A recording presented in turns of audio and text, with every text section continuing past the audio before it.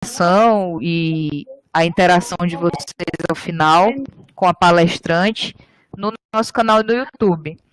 Além disso, a Vi, né, informa que as nossas redes sociais, do Instagram, Facebook, sempre estão com novidades a respeito de temas novos, de web palestras futuras, temas principalmente voltados para a administração pública, gestão pública de saúde. Então, vou habilitar aqui o áudio da Letícia e sejam todos muito.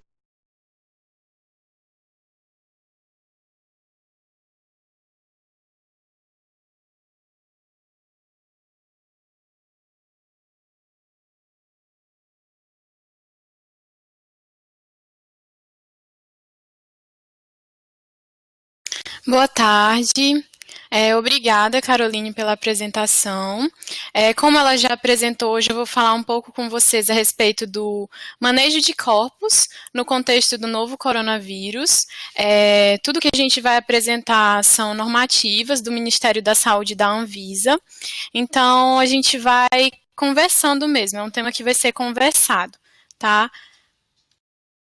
O objetivo do nosso encontro é fornecer essas orientações acerca do manejo com pacientes suspeitos e infectados por Covid-19 no pós-morte.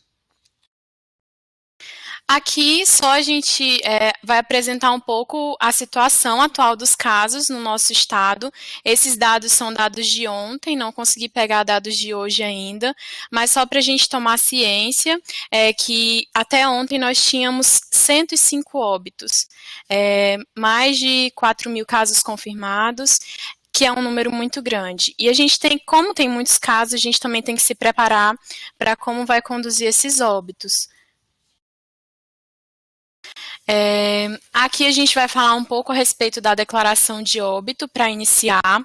A declaração de óbito ela é um documento oficial onde consta os motivos do óbito, horário, informações que são disponibilizadas para a vigilância de saúde, para as notificações, então são de extrema importância, principalmente nesse contexto que a gente vive, que é um contexto de epidemia, um contexto de pandemia. Então a gente precisa tomar ciência de quem são essas pessoas, do que elas sofreram, os tipos de agravo.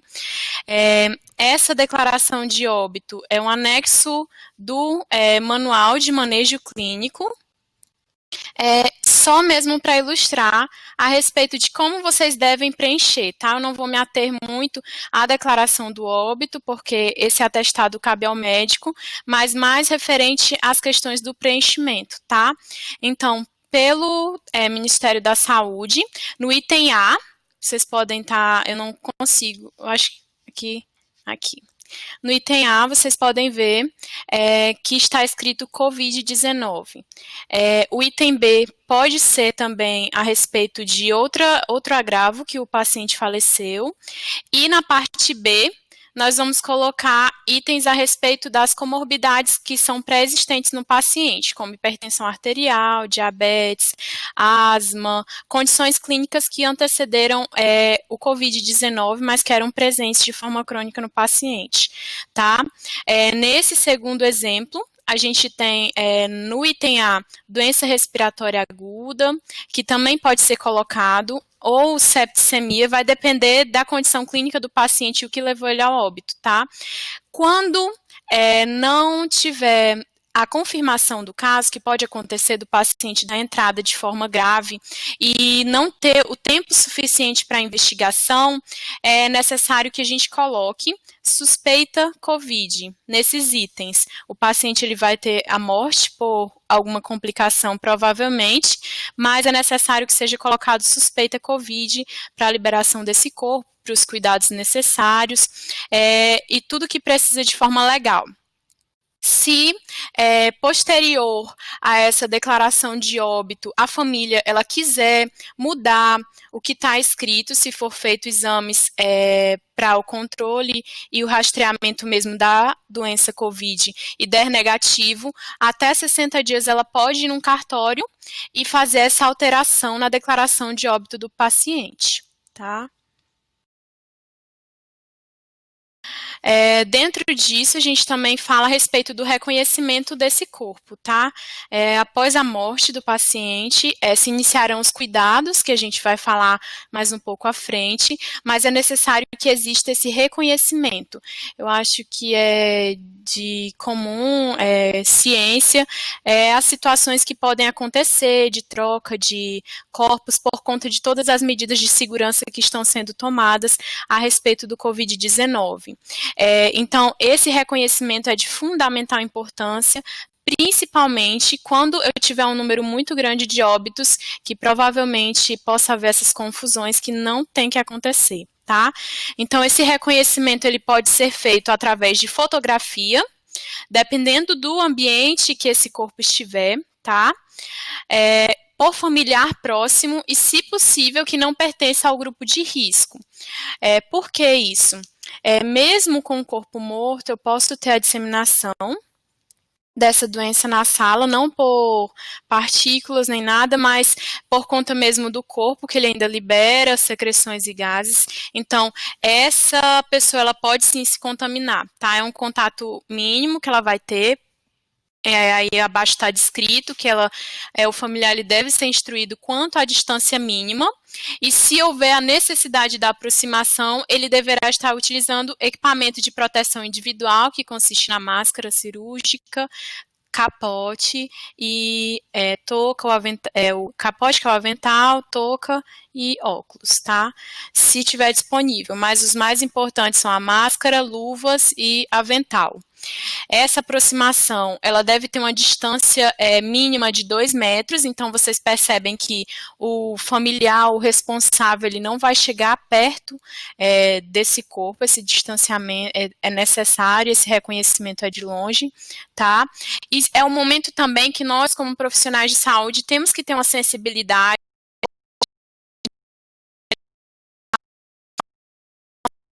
Conhecimento, ela deve acontecer de forma antecedente a esse encontro, porque é natural que uma pessoa que está vivendo luto, ela queira se aproximar do seu familiar, ou do ente querido que está ali.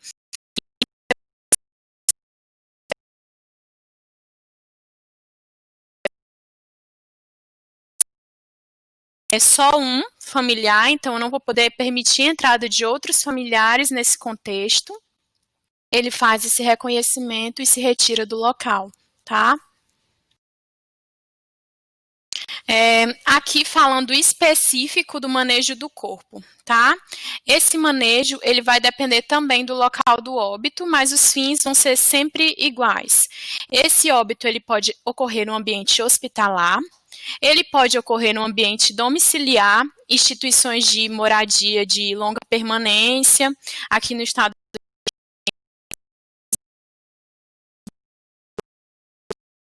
tem outros núcleos também que recebem pessoas que ficam nesse local, então a gente tem que ter esse olhar também. Ocorrência em espaços públicos. A gente coloca todas essas possibilidades, porque pode ser que uma pessoa indo para o hospital, ela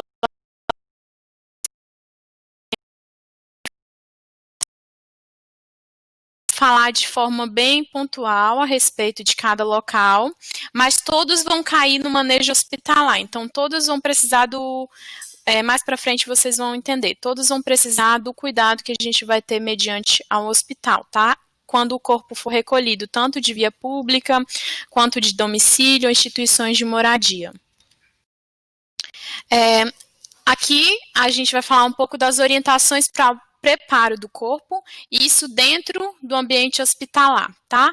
Após a notificação do óbito, a verificação do óbito, o reconhecimento, que isso também, o reconhecimento, ele pode ser acordado com a equipe, tá? Se vai ser antes ou depois de todo esse preparo. Isso aí é de acordo com a rotina de cada serviço, vocês podem fazer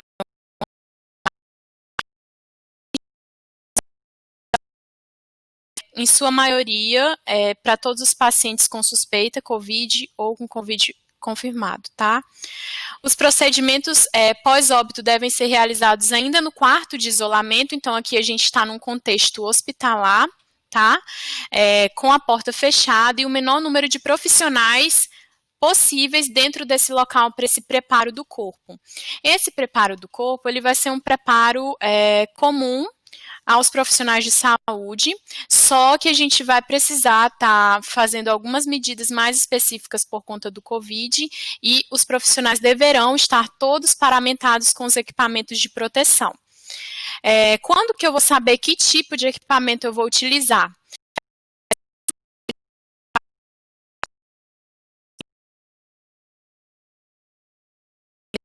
Fluidos e secreções, então é importante que o profissional de saúde que vai realizar esse manejo, ele esteja de todo o equipamento de proteção, inclusive quando a retirada de drenos, que a gente vai falar mais para frente, ele use a máscara N95 ou PF2, tá?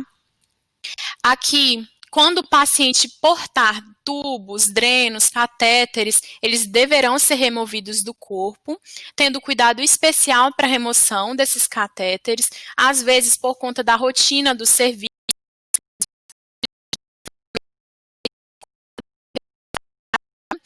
Os pacientes com suspeita de COVID ou com COVID confirmado, essas remoções, esse cuidado com o corpo, ele deve ser feito de forma tranquila, calma, porque é um momento que o profissional de saúde, ele pode se contaminar, é um momento de alta contaminação, tá? Por conta do contato muito próximo.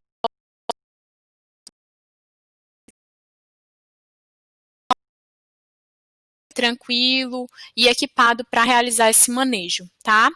É recomendado também a desinfecção e o tamponamento dos orifícios naturais e de drenagens, por exemplo, ouvido, nariz, boca, ânus, vagina, uretra. Então, os orifícios que tiverem essa descarga de secreções, a gente vai precisar fazer esse tamponamento e cobertura.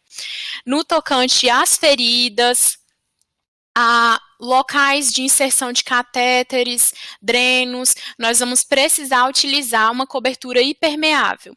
Então, não vai ser a cobertura convencional comum, não vai ser um curativo convencional, tá? Que seria realizado para oclusão desses espaços, vai ser feito de forma com material hipermeável. Então, a gente também tem que pensar na disposição desses materiais no nosso setor de serviço, tá?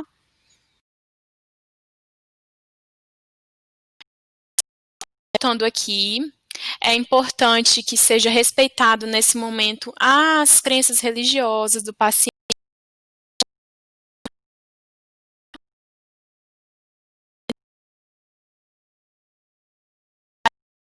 Ficar atentos quanto a essa contaminação, tá? É como se fosse fazer assistência a um paciente vivo, só que ele não vai estar vivo, ele vai estar morto, mas ele continua sendo nosso paciente de assistência. Então, a gente tem que ter os mesmos cuidados e precauções que tem em outro momento, certo?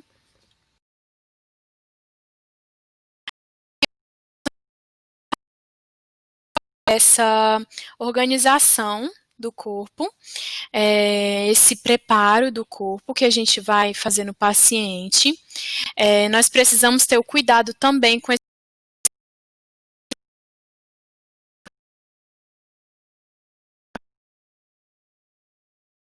possível. Então, durante esse preparo, ainda também ficou faltando falar que esse preparo ele deve ser realizado com a menor manipulação que nós conseguirmos, tá? Não ficar virando muito paciente, porque tudo isso pode gerar gotículas e dispersar no ambiente. Sabe-se que essa dispersão ela pode ficar em superfície por um longo tempo. Então, mesmo com a desinfecção, às vezes também pode ser fonte de contaminação, tá? Então, isso cabe também para o transporte. Por exemplo, nesse preparo do corpo, o paciente ele vai precisar ser colocado em sacos. É recomendado que o paciente, primeiro, ele seja envolvido num lençol, depois em um saco impermeável e, por último, outro saco impermeável, tá? Esse envolvimento do paciente, ele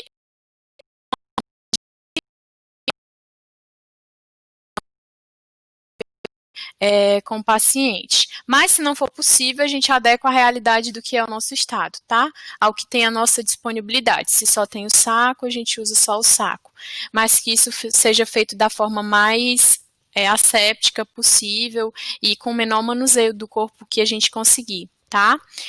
Como eu falei, tem que acondicionar em um saco impermeável à prova de vazamento e selado, então esse saco ele deverá ser fechado, tá? Eu vou falar um pouquinho depois também a respeito da identificação desse paciente, que além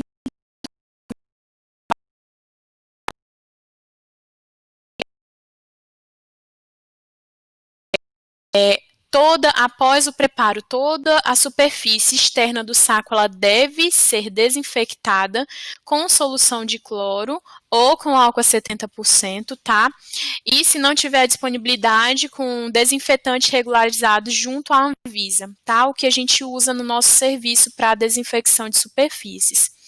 Mas sempre procurar saber as informações do produto para saber se realmente tem ação no COVID, tá? Tem que identificar adequadamente o cadáver. Nós vamos ter duas identificações. A identificação, como eu já falei,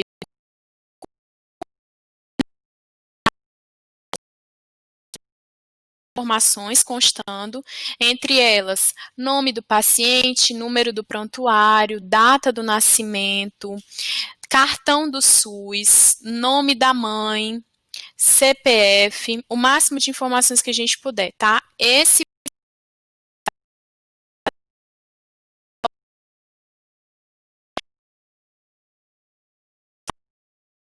outra identificação, ela também vai conter os dados do paciente, mas além disso, ela deve identificar o saco externo, o saco mais externo, com a informação relativa ao risco biológico, que no contexto do COVID, nós temos esse risco como agente biológico de classe 3, tá?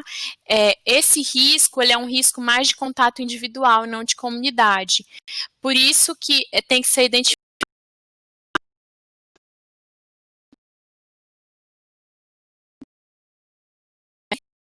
identificado porque quem vai fazer esse transporte, ele deve estar ciente de que ele corre risco, sim, de contaminação. Por isso, ele também precisa estar devidamente equipado para a remoção desse corpo, tá? É necessário também que para esse manuseio seja utilizado luvas para o transporte do cadáver. A maca de transporte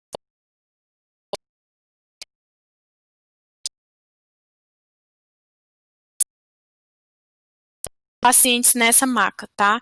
Após a utilização dela. Então, se você no seu setor tiver a disponibilidade, que a gente sabe que às vezes não tem, mas se tiver a disponibilidade, deixar uma maca para uso exclusivo de transporte de pacientes pós-morte, tá? Essa maca ela deve ser de fácil desinfecção, então é importante que seja uma maca em bom estado de conservação, porque se não tiver esse bom estado de conservação, eu tenho essa desinfecção prejudicada, tá? A desinfecção ela pode ser com água e sabão, é a preferência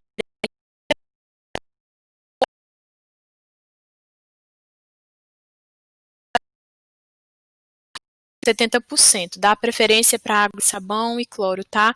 Mas após essa lavagem mesmo dessa maca, desse dispositivo, pode ser colocado também o álcool a 70% para uma dupla proteção. É importante falar que esse transporte é importante que seja comunicado, por exemplo, setores que o paciente ele vai precisar passar por um corredor para chegar até o necrotério ou local de serviço do óbito. É importante que comunique para as outras equipes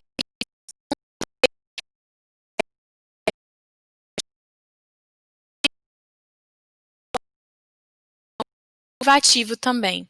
Se não puder fazer esse comunicado que está levando um corpo e que precisa que todos fiquem dentro do seu local para evitar esse contato próximo, tá? Os maqueiros ou pessoas responsáveis por esse transporte, que isso vai depender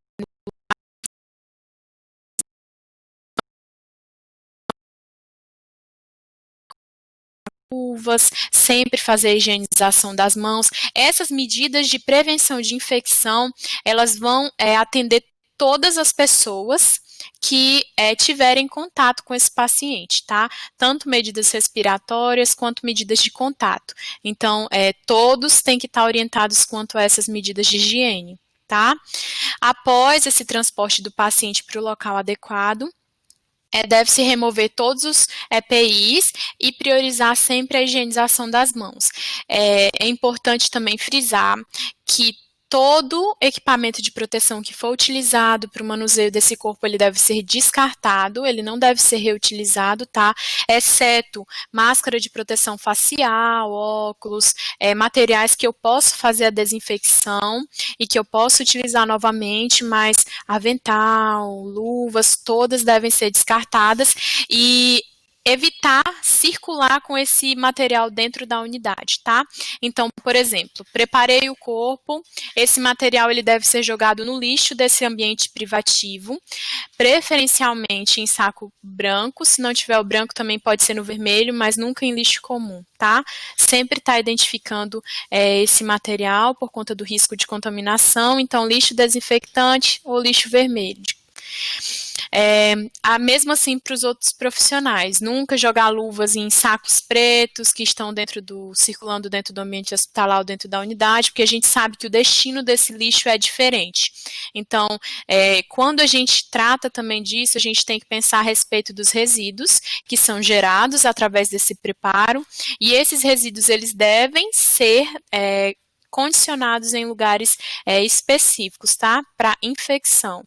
Então, tudo isso a gente precisa tomar ciência para ter esse controle. Aqui as orientações a serviços funerários. Por que eu coloquei isso? Porque muitas vezes somos nós que vamos precisar instruir, se o familiar não souber ou se a equipe precisar dessa instrução, tá? Então é importante que nós saibamos também a respeito desse serviço. Como orientações gerais, todos os profissionais que atuam no transporte, guarda do corpo e colocação do corpo no caixão, também devem adotar as medidas de precaução que devem ser mantidas até o fechamento.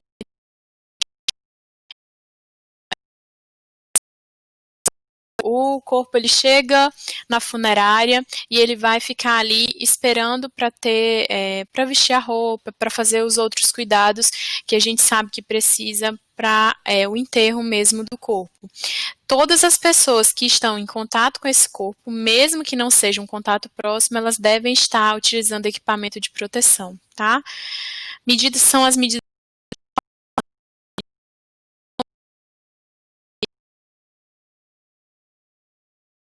funerária, elas sejam informadas do tipo de risco que elas estão correndo, que é o risco de classe 3. Lembrando que, nesse contexto, às vezes a gente acha que nós temos apenas pacientes morrendo de Covid, e não. Nós temos pacientes morrendo também de outros agravos. Então, é importante que tudo isso seja levado em consideração para que a pessoa que está na funerária ela seja informada a respeito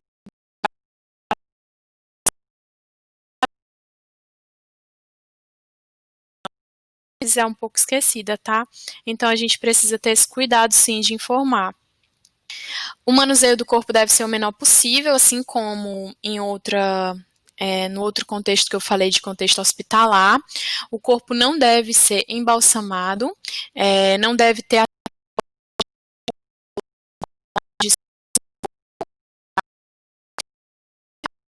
perna do caixão com álcool a 70% antes de levá-lo para o velório.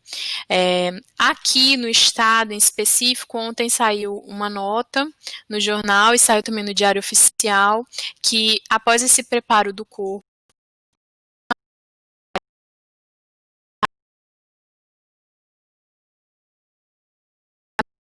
ele é levado direto e esse enterro ele pode durar até 30 minutos, com um mínimo de 10 pessoas, um máximo de 10 pessoas no local, tá? E que essas pessoas não pertençam ao grupo de risco. Então, esse velório, ele não vai ser um velório como a gente é acostumado, que é a despedida, mais calorosa, mais próxima, tá? É mais restrito a poucas pessoas e é um curto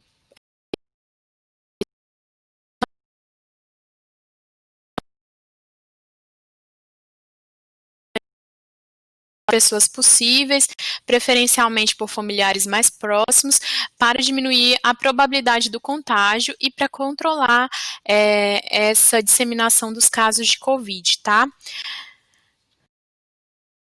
Aqui, a orientação também que nós devemos dar aos familiares e amigos, às vezes na correria a gente não consegue fornecer essas informações, então a gente precisa estar atento quanto a isso também, porque muitas vezes o familiar e o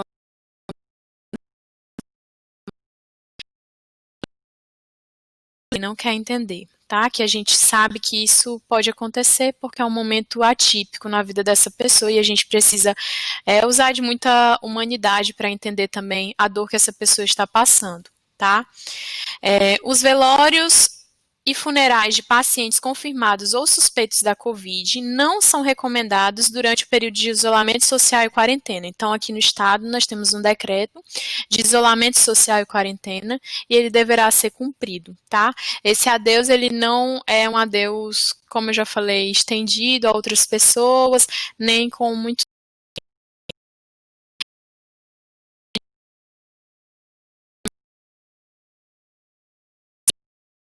Então, as pessoas que também estão nesse enterro, nesse funeral, elas devem evitar beijos, abraços. A gente sabe que é difícil, mas é que tem que ter essa orientação, tá? Distância mínima de 2 metros entre elas, bem como outras medidas de isolamento social e etiqueta.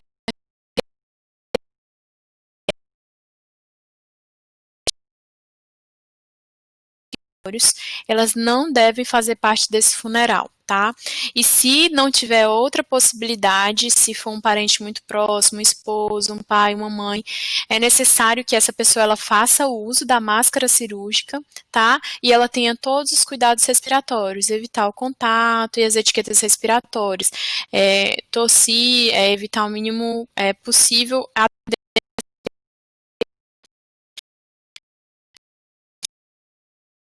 recomendação para reforçar novamente o máximo 10 pessoas, não pelo risco biológico do corpo, tá? Que como a gente vai estar distante desse corpo, como não tem mais essa proximidade ao corpo e o caixão, ele deverá ser fechado, é um caixão, é um velório, um funeral com o caixão fechado, com a urna funerária fechada, tá?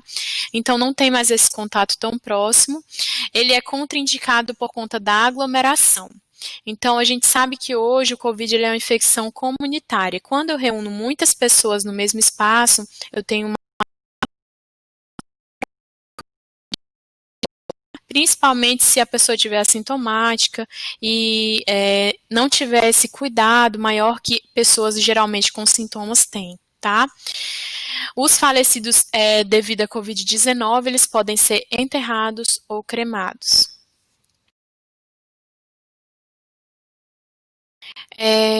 Vamos falar também um pouquinho sobre a autópsia, se for necessário, tá? Mas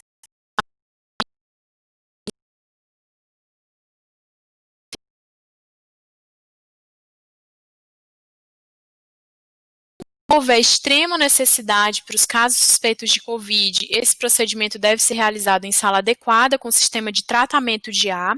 Então, não pode ser numa sala comum, tem que ser numa sala que tenha troca de ar, tenha filtros. Então, é uma sala própria para esse tipo de procedimento, tá? Por conta da manipulação, que ela é diferente de um preparo, é uma manipulação mais delicada com o corpo. É também limitado o número de pessoas que trabalham durante a necrópsia, geralmente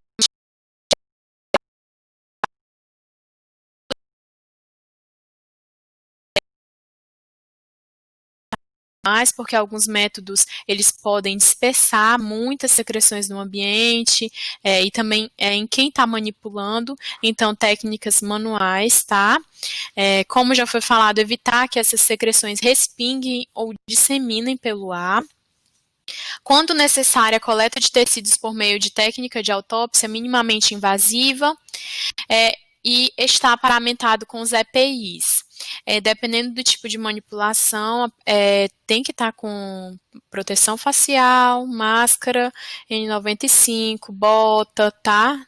bota impermeável e de borracha, preferencialmente, avental impermeável, roupas que são utilizadas privativas daquele lugar. Algo importante também para falar é que o paciente que ele está com a suspeita, que ainda não foi coletada a amostra, o exame para confirmação do COVID positivo, não é feita na autópsia.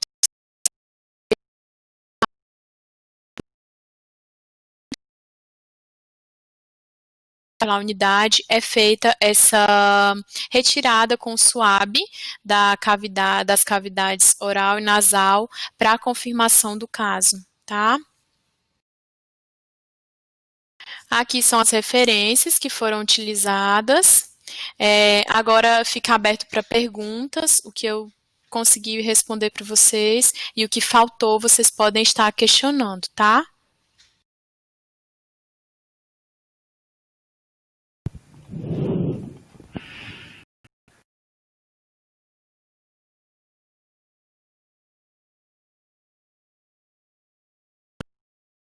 Dúvidas, né, interação que vocês queiram realizar com a enfermeira Letícia.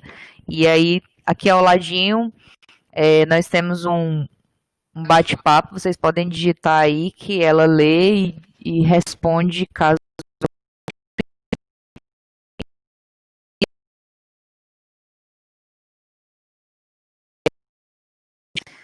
todas as nossas web palestras, elas são certificadas, né? Quem assiste tem direito a recebê-los.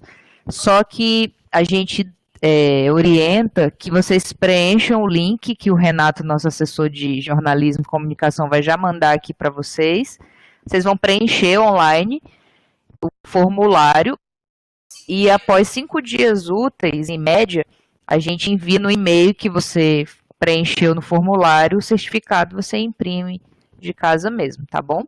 Lembrando também que essa web vai ficar gravada no nosso canal do YouTube e as demais webs a gente sempre costuma postar no site e nas nossas redes sociais o enunciado, o chamamento para que vocês assistam, correto? Algo que eu também esqueci de falar, que é importante, é que na notificação desse óbito e nas anotações via prontuário, é importante que seja colocado sinais que identifiquem o paciente, tá? Pode ser uma tatuagem, uma cicatriz, um sinal de nascença, uma mancha.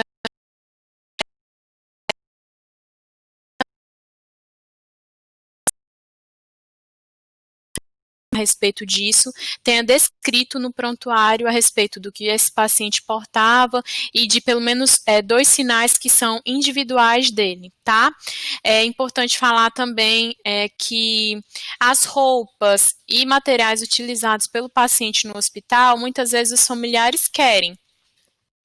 Não precisa ser incinerado, não precisa passar por uma esterilização, pode ser entregado para o familiar e esse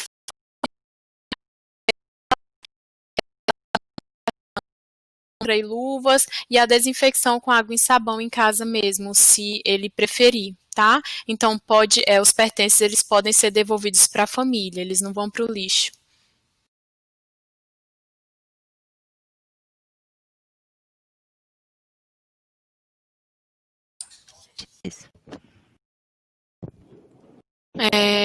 Agradeço esse momento que eu tive com vocês aqui. Eu espero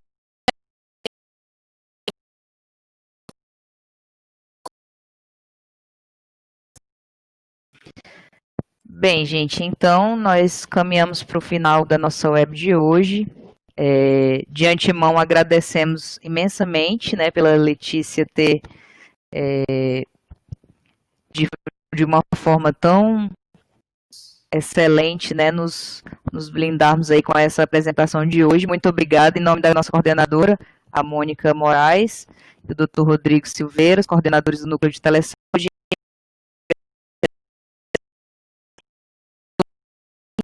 Que a gente vai deixar a sala aberta ainda mais um curto espaço de tempo para que vocês acessem o link do formulário.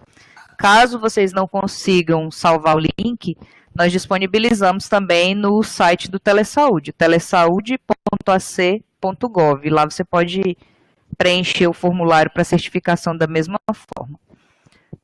Ok? Então a gente agradece mais uma vez e até a próxima web, gente.